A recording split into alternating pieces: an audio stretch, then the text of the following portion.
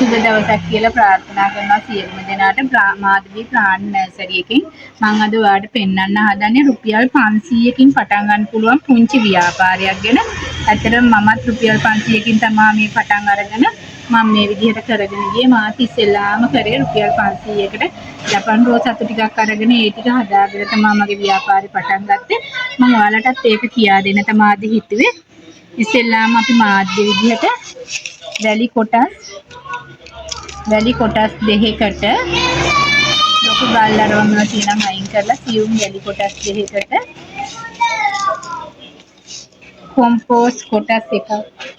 Compose කොටස් එකක් දාලා තමයි අපි මේ මිශ්‍රණය හදාගන්නේ.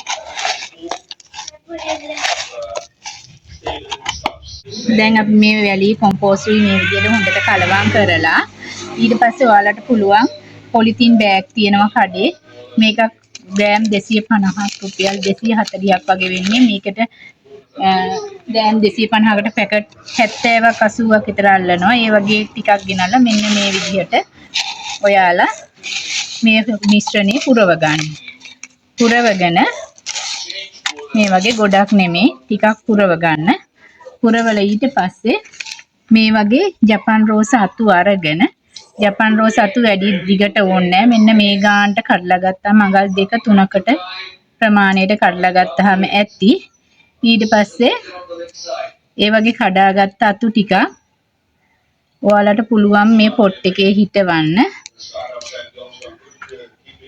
මෙන්න මේ විදිහට කඩාගත්ත අතු ටික මේ විදිහට පොට් එකේ ගහලා තද කරලා හිටව ගන්න. මේකට අතු කෑලි 6ක් 7ක් වගේ මේක පොට් එකකට ගැහුවාම ඇති. මෙන්න මේ විදිහට කුංචි අතු කෑලි 6-7ක් මේ පොට් එකකට ගැහුවාම ඔයාලට මේ පොට් එකක් රුපියල් 100ක මුදලට අලෙවි කරන්න පුළුවන්. මම ඇත්තටම මේ වගේ පොඩි පොට් එකක් අලෙවි කරන්නේ රුපියල් 100ක මුදලකට. තව ඔයාලට මදි කියලා හිතෙනවා නම් මේ මිශ්‍රණයෙන් චුට්ටක් මේ විදිහට දාගෙන මේ විදිහට හදාගත්තු පොට් ටිකක් මම ඔයාලට පෙන්නන්නම්. මේ තියෙන්නේ ඒ වගේ මම හදාගත්තු ඩුබායි රෝස පැකට්. මේ බලන්න මම අතු 5-6ක් ගැව්වාම ලස්සනට ලොකුවට හැදිලා එනවා. දවස් 3-4ක් සතියක් දෙකක් යනකොට මේ විදිහට එනවා. ඉතින් මේ වගේ පොට් එකක් ඔයාලට මේ ජපන් රෝසක් තියෙනවා. ජපන් රෝස ඒ වගේ මේ වගේ පොට් එකක් ඔයාලට රුපියල් 100ක මුදලකට මම නම් 100ක මුදලකට දෙන්නේ. සමහර තැන්වල 150ට ගන්න දෙනවා. ඉතින් මේ වගේ ඔය පුංචි රුපියල් 500කින් ඔයාලට මේ වගේ ව්‍යාපාරයක් ආරම්භ කරන්න පුළුවන්.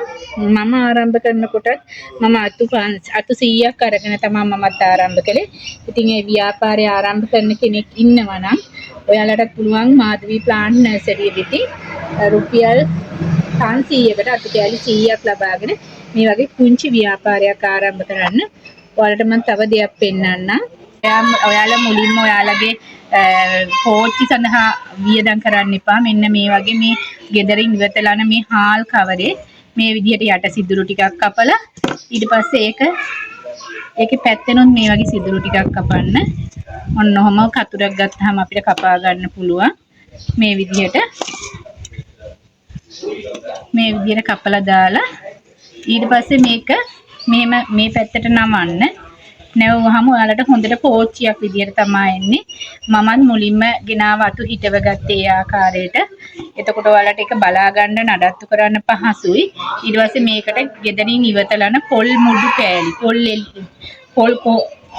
පොල් මුඩු ටිකක් පුරවල ඊට උඩින් මේ ප්‍රශ්න ඉස්සරේ පුරවල ඔයාලගේ අතු ටික ඉස්සෙල්ලා මේ වගේ ඒවා හිටව ගන්න. එතකොට ඔයාලට වැස්ස වැඩි කාලයකට අයිනෙන් තියා ගන්න උනත් පුළුවන්. පෝච්චි සඳහා වියදමක් යන්නේ නැහැ. මම ඔයාලට පෙන්නන්නම් මම මේ විදිහට මේ හදාගත්තු කවර ටික මම මුලින්ම හිටවපු කවර ටික. මම මුලින්ම මෙන්න මේ විදිහට ඔයාලට පෙන්නපු විදිහට හාල්ුරේ කපලා දෙකට නමලා ඒකට පස් පුරවල තමයි මම මුලින්ම ගෙනාව අතු කෑලි ටික හිටව ගත්තේ. දැන් මම ඒවෙන් ආදායමක් ලබනවා. ඔයාලට පුළුවන් මේ වගේ පුංචි රුපියල් 500ක් වියදම් කරලා ඒකෙන් මේ විදිහට පැල පැකට් හදලා විකුණලා ඔයාලටත් ආදායමක් ලබා ගන්න. ඔයාලට අතු කෑලි ඕන නම් මේ ජපන් රෝස අතු, ඩුබායි රෝස අතු ඕනේ නම් මාධවී ප්ලාන්ට් නර්සරි වෙතින් අතු කෑලි 100ක් රුපියල් 500ක මුදල් ලබා ගන්න පුළුවන්. ඒ වගේම මම පුංචි දැනුවත් කිරීමක් කරනවා. මේ මාධවී ප්ලාන්ට් නර්සරි එකටම අනුබද්ධ තව YouTube channel එකක් තියෙනවා මාධවී ටෙක්ස්ටයිල් කියලා. ඔයාලට ඒකෙනුත් ඔයාලට ඕනේ කරන බෙඩ්ෂීට්, තුවා, ටවල්, මේසරෙදි කොට්ට උර ලබා ගන්න පුළුවන් අඩු මිලට පැකේජස් විදියට අපි දෙන්නේ.